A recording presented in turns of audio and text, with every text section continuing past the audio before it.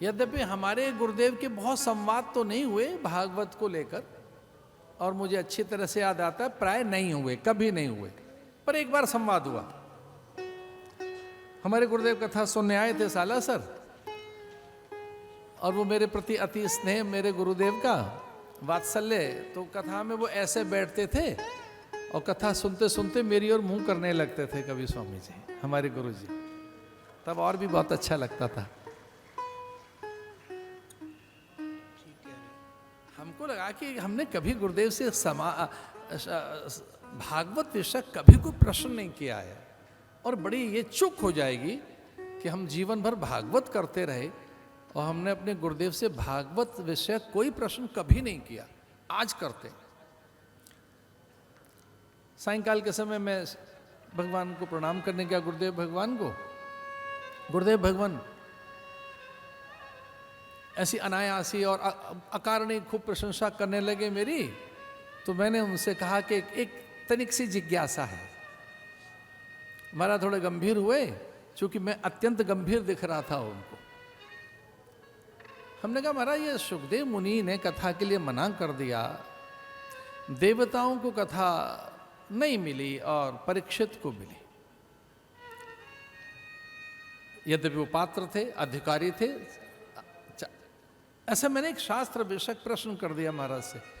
तो महाराज के मुंह से सहसा निकला, देखो भाई एक बात बताएं, गुरु तो गुरु ही होता है और चेला चेला होता है। और महाराज के मुंह से क्या बात निकली वो हम आपको बता रहे हैं। हमारे गुरुदेव ने कहा कि विनिमय कर रहे थे, और कथा विनिमय की चीज नहीं है, लेन देन की चीज नहीं है।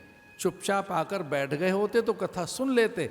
वो तो अमृत लाए थे कि ये ले लो और ये दे दो, लेन देन का नाम कथा नहीं है,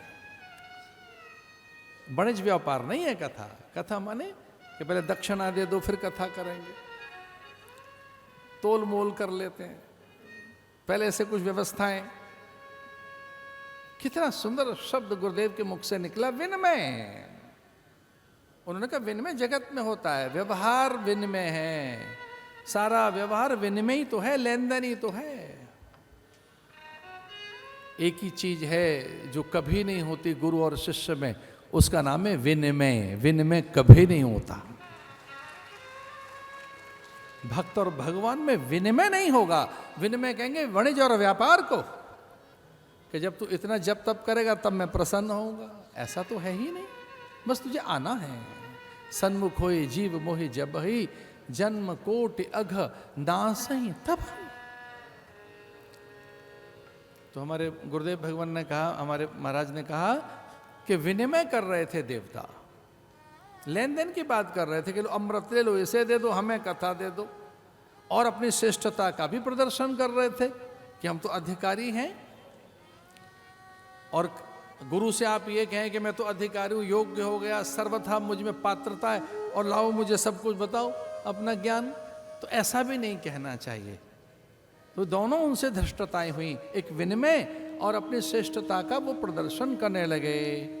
जबकि यहाँ शौनिक आदि 88,000 ऋषि जो ज्ञान संपन्न थे, फिर भी गुरु के सामने हाथ जोड़कर बैठ गए। एक इसका अर्थ यह है कि आप विद्वान हैं, गुणी हैं, चतुर हैं, सुजान हैं, आप भले ही आत्मनिष्ठ हैं, ब्रह्मनिष्ठ हैं, भले ही आपकी प्रज्ञा का जागरण हो गया है, भले ही आपकी ब्रह्मरिता और ऋतंबरा चैतन्य हो गई है, फिर भी कथा में ऐसे साधक बनकर ही बैठना चाहिए। हाथ जोड़कर ऋषि सब बैठ गए, अल्पज्ञ जैसे हों, अबोध जैसे हों, शिशुवत, ये छोटे बच्चे जैसे बैठ जाते हैं, ऐसे बैठ गए। जब कथा आरंभ होगी, अब कथा होगी और कथा में उत्सुकता,